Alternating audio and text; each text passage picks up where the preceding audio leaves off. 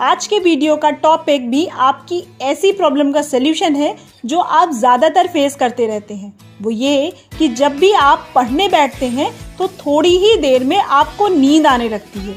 ऐसी सिचुएशन में हम पढ़ते पढ़ते ही किताब मुंह पर रखकर ही सो जाते हैं। लेकिन पढ़ाई करते समय नींद आना एक आम समस्या है। नींद आने के कारण हमारा दिमाग काम करना बंद कर देता है और अगर उस समय हम ज़बरदस्ती पढ़ने की कोशिश भी करते हैं तो हमें पढ़ा हुआ कुछ भी समझ में नहीं आता और फिर हम हार मानकर पढ़ाई बंद करके सोने ही चले जाते हैं। इस समस्या के कारण हम चाहकर भी अपने स्टडी टारगेट को पूरा नहीं कर पाते। आज हम आपके साथ कुछ ऐसे प्रैक्टिकल और इफ़ेक्टिव तरीके शेयर करने जा रहे हैं जिनके इस्तेमाल के बाद पढ़ते समय नींद आने की समस्या को आप पूरी तरीके से खत्म कर पाएंगे। इन तरीकों को ध्यान से पूरा देखिएगा। 5वें नंबर में बताए जाने वाला एक ऐसा तरीका है जो कि आपके नींद नहीं बल्कि जल्दी और ज़्यादा समय तक याद ना रहने वाली परेशानी को भी हमेशा के लिए खत्म कर दे। पूरा फायदा उठाने के लिए वीडियो को बिल्कुल भी स्किप मत करिएगा। पढ़ते समय नींद ना आने के लिए हमारा पहला तरीका आता है कि आपको कभी भी कम रोशनी में नहीं पढ़ना चाहिए। कम रोशनी में पढ़ने के कारण हमारा दिमाग आसानी से कंफर्ट जोन में चला जाता है और हमें आसानी से नींद आ जाती है। पढ़ने के लिए हमेशा आपको स्टडी लैम्प या फिर फोकस लाइट में ही पढ़ना चाहिए।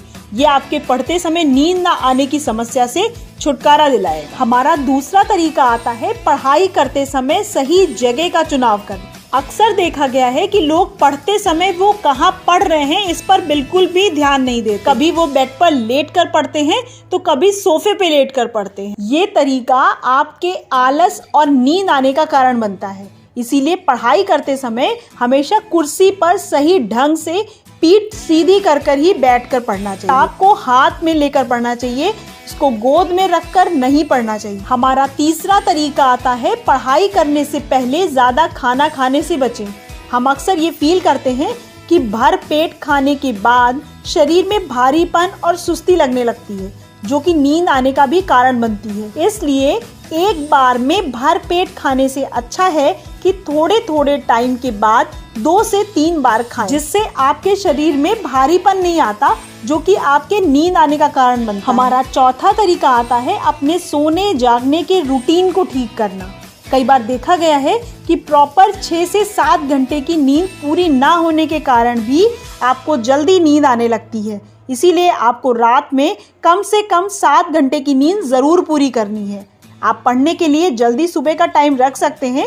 इस टाइम उठकर पढ़ने से आपको चीज़ें जल्दी याद होंगी और ज़्यादा समय तक याद भी रहेंगी। आप सुबह के टाइम चीज़ों को याद करने के लिए टहल कर भी पढ़ सकते हैं। यह आपकी नींद को भी दूर भगाएगा और पढ़ा हुआ जल्दी समझने में भी मदद करेगा। हमारा 5वां सबसे इफ़ेक्टिव तरीका जो कि नींद को भगाने के साथ ही साथ आपको चीज़ों को ज़्यादा समय तक याद रखने में भी मदद करेगा, वो है पढ़ते समय तेज तेज बोलने का तरीका। आप यकीन नहीं मानेंगे लेकिन ये एक ऐसा तरीका है जो आपकी नींद की समस्या को ही नहीं जल्दी याद ना होने की परेशानी को भी खत्म करने में बहुत सहायक है।